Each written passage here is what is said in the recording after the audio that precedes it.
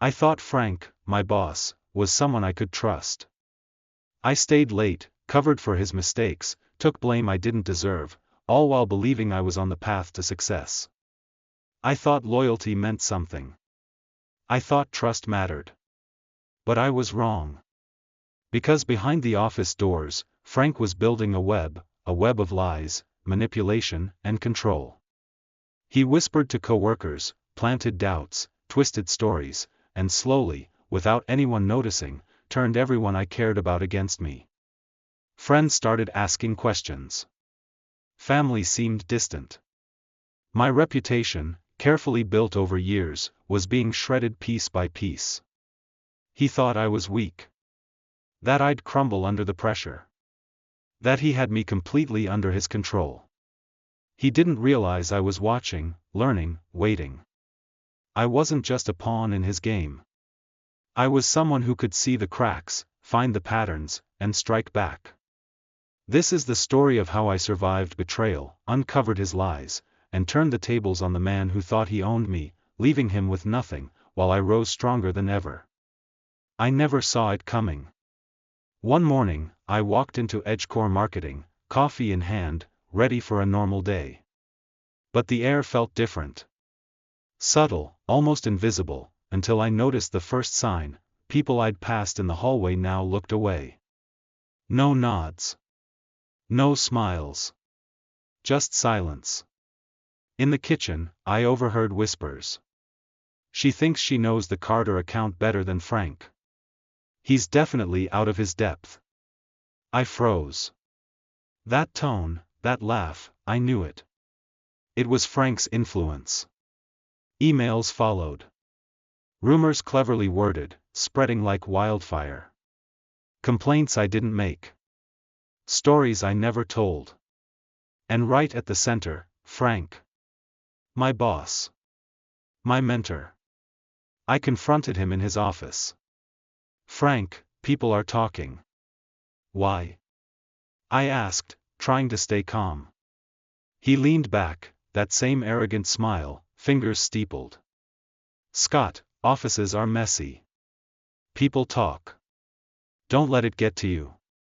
It was a lie, perfectly delivered. Poison wrapped in charm.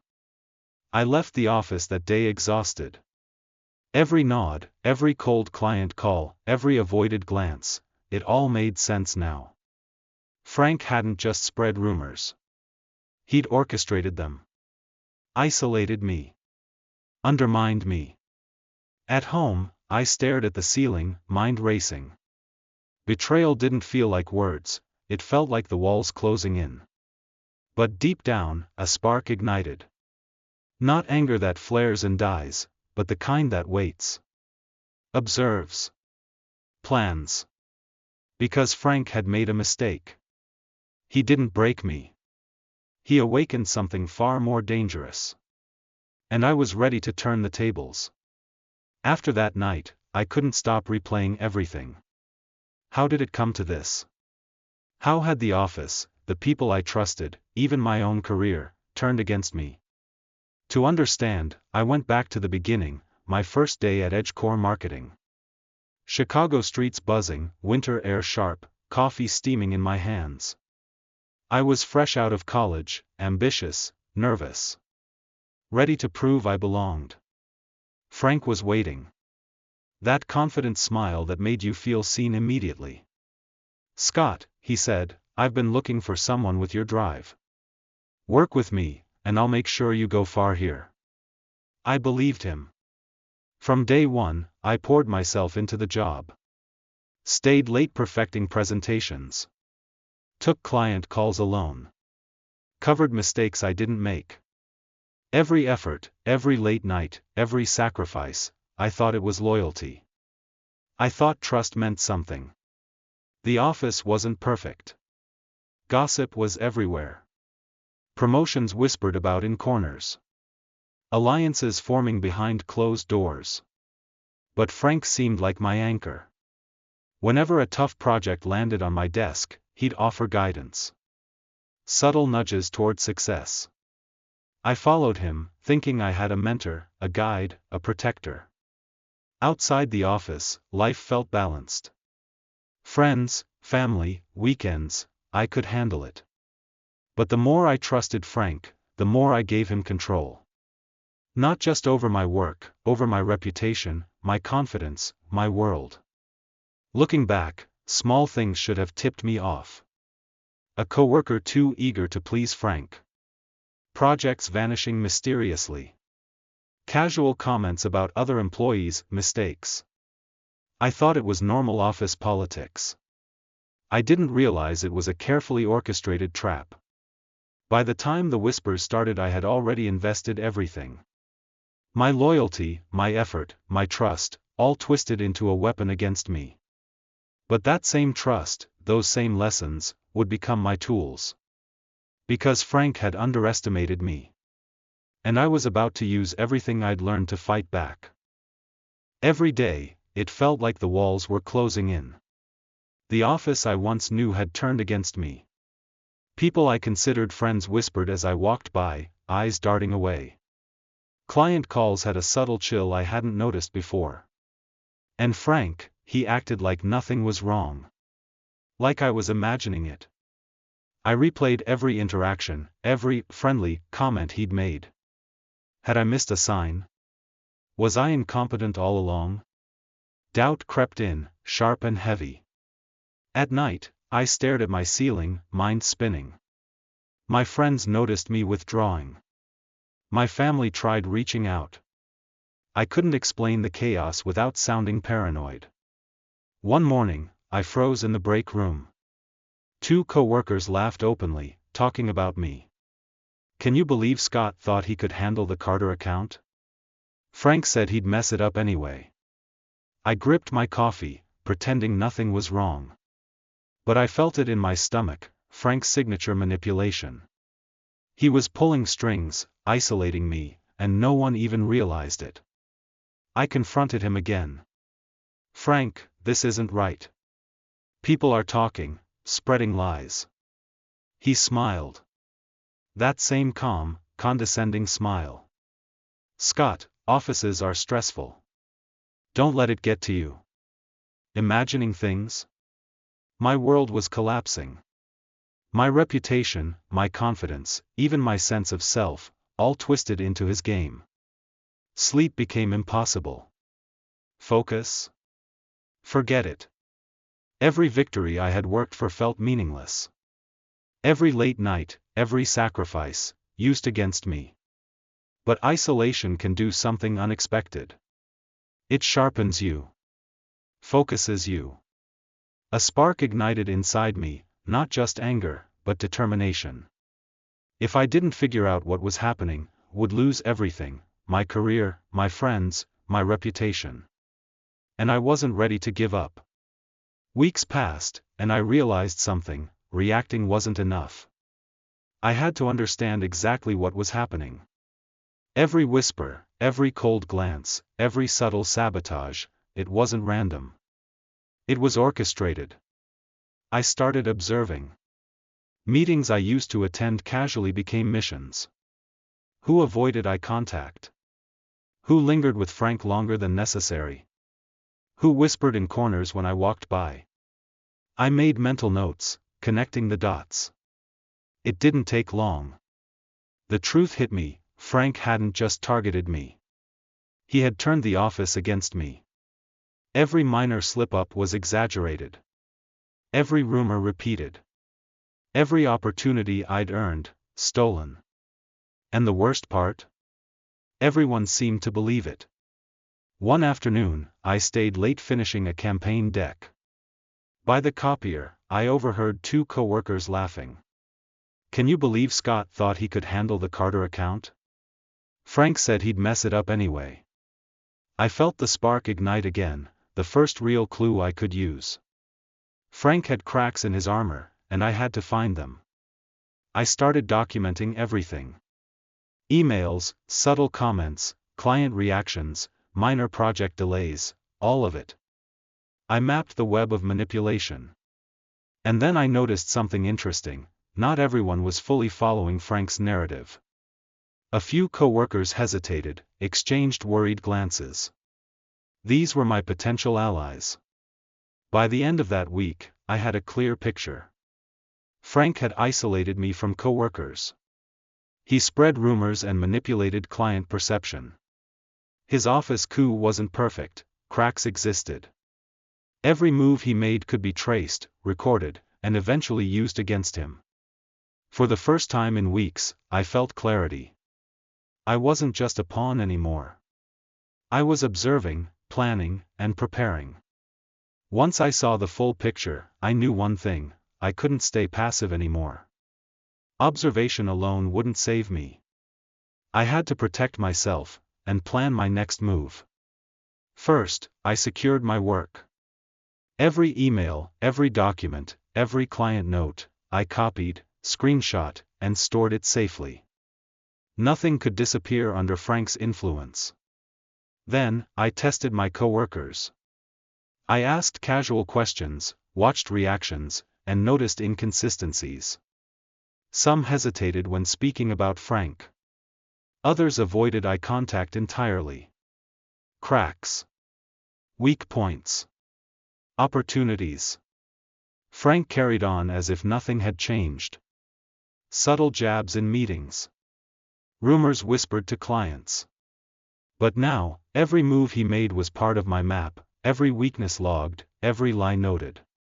I began planning revenge carefully. Not impulsive. Precise. Every step had to hit him financially, socially, and emotionally. Each move documented, each action calculated. Meanwhile, I protected myself. I quietly rebuilt client trust, reminding them of my contributions without drawing attention. I distanced myself from coworkers too loyal to Frank. Every move was strategic.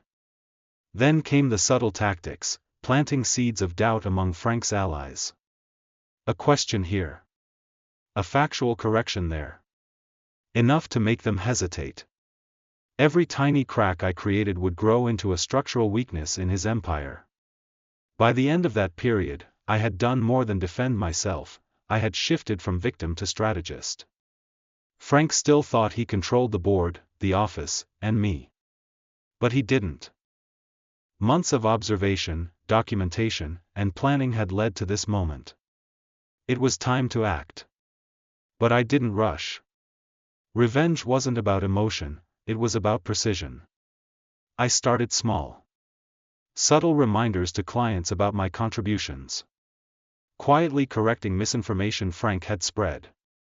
Planting tiny seeds of doubt about his decisions. At first, he didn't notice. He assumed I was still naive, still under his control. Little by little, cracks began to show. Clients started asking questions about past projects. Coworkers hesitated before following his instructions blindly. Then came the big opportunity, a major client meeting. Frank was set to present a multi-million-dollar campaign, all eyes on him. I had evidence. Emails showing he misrepresented progress. Screenshots proving he took credit for my work. Proof of the subtle lies he fed to coworkers and clients alike. During the meeting, I didn't accuse. I simply presented facts. Quietly. Calmly. Clients noticed. Eyebrows raised. Questions asked. Frank faltered. Every carefully laid out step exposed his arrogance. And then came the shock discovery. While checking company records for safety, I found Frank's financial sabotage. Embezzlement. Siphoning funds. Risky investments blamed on staff. This wasn't just personal revenge anymore, it was justice. I documented everything: emails, bank trails, client communications.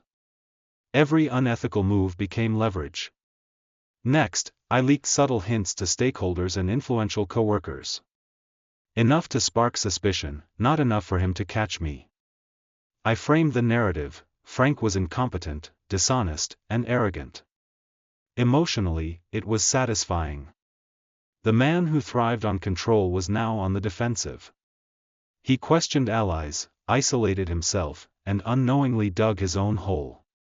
By the end of this act, the office coup, his lies, and manipulations were all set to collapse, and I was ready for the final reckoning. I didn't strike all at once. That would have been too easy. Instead, I let consequences hit in waves, each one stripping something from Frank before the next landed. I sent my documentation to compliance, carefully, professionally, no accusations. Every email, every timeline, every fact meticulously labeled. Numbers don't argue. Patterns don't lie. Within a week, meetings appeared on Frank's calendar that he didn't schedule. Closed-door sessions. HR, finance, legal.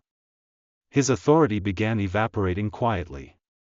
Co-workers who once parroted his every word suddenly remembered their own careers. One of his strongest allies paused during a meeting, then said, "I'm not sure that's accurate, Frank." That hesitation crushed him more than any accusation ever could. A major client pulled out of a renewal, citing concerns about leadership transparency. Another requested an audit. Upper management demanded explanations Frank couldn't provide without implicating himself. He started unraveling. His voice shook in meetings. He snapped at interns. Blamed everyone but himself, the same way he blamed me. And then came the final wave, the board meeting. Frank walked in confident, thinking he could talk his way out. I sat quietly, documents already submitted. Evidence already reviewed. I didn't need to speak. Numbers spoke for themselves. When the board asked about vendor payments, his face drained of color. When they showed the paper trail, he stuttered. When junior staff were blamed for losses tied to his approvals, he broke. Security walked him out. No speeches. No respect. No allies. The man who once ruled the office through fear now looked small, powerless, defeated. A week later, I heard he was under investigation. Accounts frozen. Reputation destroyed. The industry he dominated quietly moved on without him. Then came the message. From Frank. Not an apology. Not remorse. Just desperation. "I didn't mean for it to go this far, you ruined my life." I didn't reply. Because the truth was simple, he destroyed his own life. I only stopped him from destroying mine. Meanwhile, everything changed for me. Management corrected the record. Clients reached out. Co-workers apologized, some sincerely, some out of fear. I was offered a leadership role, full transparency, and compensation that finally reflected the value I'd been providing all along. But the real victory wasn't money. It was walking through the office and no one whispered when I passed. It was sleeping at night without anxiety. It was breathing freely again. Frank cried when he lost everything. I didn't smile. I just moved on. The morning after Frank was gone, I walked into EdgeCore Marketing and felt something I hadn't felt in months: peace. Not relief. Not excitement. Just clarity. The office was quiet but normal. People greeted me. Clients responded promptly. Meetings ran smoothly. No whispers. No tension. No poison. I realized then the real victory wasn't in seeing Frank destroyed, it was in taking back control of my life. Projects I had shelved to please Frank, ideas I'd hidden for fear of sabotage, I put them into motion. Client relationships I had rebuilt openly. Every successful campaign felt like reclaiming my power. Leadership recognized my value. I received the promotion I had earned, along with bonuses finally matching my contributions. But money wasn't the point anymore. Autonomy and respect were. I reconnected with friends I had neglected, rebuilt trust slowly, and learned to be selective about who I let in. New allies appeared in unexpected ways, supporting my growth beyond the office. I allowed myself to dream again. Projects postponed under Frank's control became new opportunities. Investments, company ideas, ambitions, all mine to pursue. Years passed. EdgeCore grew. My team respected me, not out of fear, but because I had proven myself. The trauma of betrayal became a lesson: nothing, and no one, should control your worth. And the best part? Frank wasn't in my life anymore. He couldn't touch me. He couldn't influence my work, my decisions, or my future. His downfall was a cautionary tale, a reminder of what arrogance and betrayal can bring. I looked back only once. Not with anger. Not with longing. But with understanding. That betrayal, that isolation, that pain, it forged me. It pushed me to be stronger, sharper, smarter. And I was still growing, still building, still rising. The office, the city, the clients, they were no longer a battlefield. They were mine to navigate. Mine to lead. Mine to succeed in. I had lost nothing that mattered. I had gained everything. And for the first time in a long time, I felt completely, undeniably free.